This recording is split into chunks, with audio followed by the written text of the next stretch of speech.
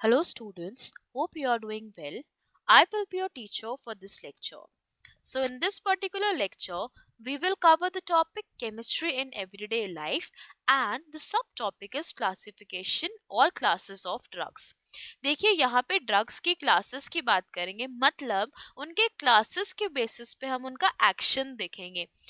हमें क्या देखना है, इनका थेराप्यूटिक एक्शन, कि हम इसको कहाँ यूज कर रहे हैं, वे we are using different classes of drugs. तो चलिए, इनका थेराप्यूटिक एक्शन के बेसिस पे सबसे पहली जो हमारे पास ड्रग आती है वो क्या है, एंटा एसिड्स।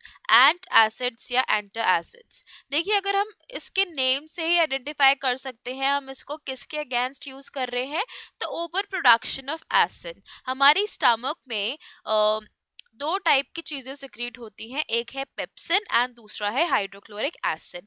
तो जब हाइड्रोक्लोरिक एसिड बहुत ज़्यादा सिक्रीट हो जाता है स्टमक में ड्यू टू सम एबनॉर्मैलिटी, तो क्या होता है, वो इरिटेशन और पेन कॉज कर सकता है। और अगर सीवियर केसेस हो जाते हैं तो उससे अल्सर्स भी हो सकते हैं। तो इसलिए हमने कौन सी जो मेडिसिन है या ड्रग्स है वो कौन सी है, एंटा एसिड्स डेवलप करी है। तो सबसे पहले बात हम यहाँ पे एंटा एसिड्स के लिए क्या यूज करेंगे, the problem, what is the basic problem for which you we are using it, यहाँ पे लिखते हैं प्रॉब्लम। तो ऐसी क्या प्रॉब्लम है जिसके अगेंस्ट हम इसको यूज कर रहे हैं। So problem is over production of acid, over production of acid in stomach, in stomach. तो देखिए स्टमक में क्या है, एसिड जो है वो बढ़ गया है यहाँ पे। तो एसिड बढ़ गया है तो हमें इससे क्या क्या हो सकता है, it can cause severe damage to the stomach, it can cause irritation, it can cause pain, and in severe condition it can also cause severe ulcers. These ulcers, they are life threatening, इससे हम हमारी life भी जा सकती है। अब देखिए हमने धीरे धीरे यहाँ पे क्या डेवलप किया है, एंटा एसिड्स डेवलप की हैं। यहाँ पे हम एग्जाम्पल्स लिख लेते हैं, examples of antacids used earlier.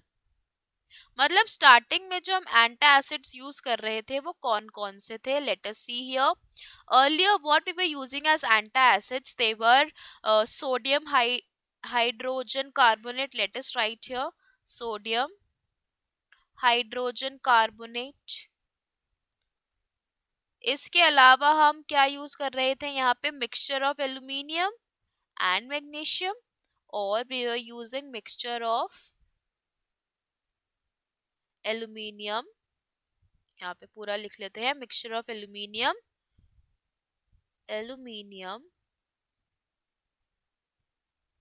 And magnesium hydroxide,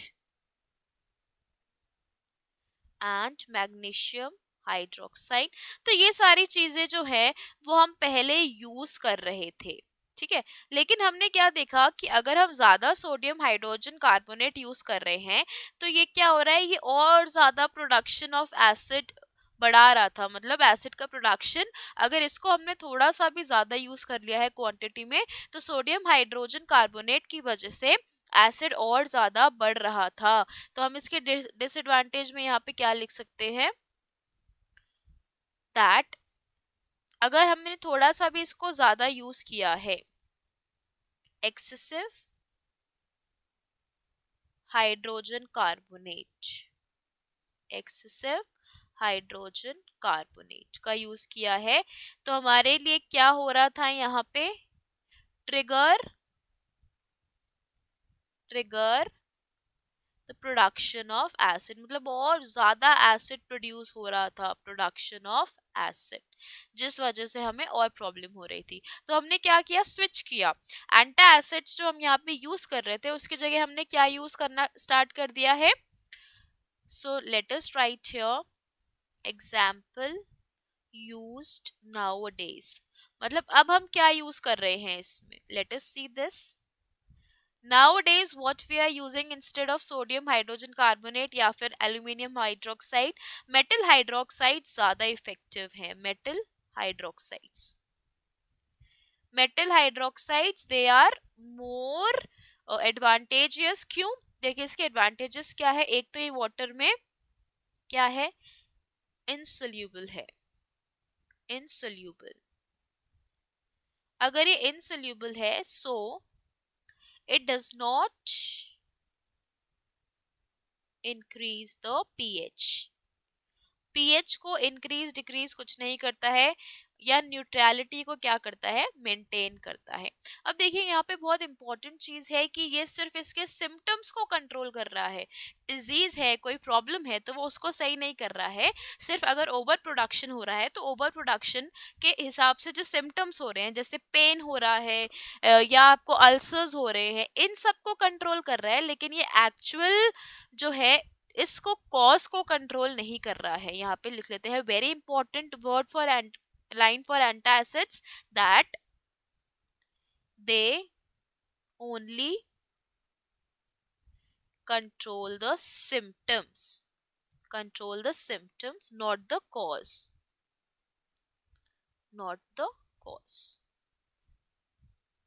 तो देखिए कॉज तो सही नहीं हो रहा है, तो बिकॉज ऑफ दिस अल्टीमेटली क्या हो रहा है यहाँ पे, in advance stages, in advance stages अगर अल्सर्स बहुत ज्यादा पहले ही बढ़ चुके हैं तो ये क्या हो सकता है, ulcers can be life threatening, ये डेथ का भी रीजन हो सकता है।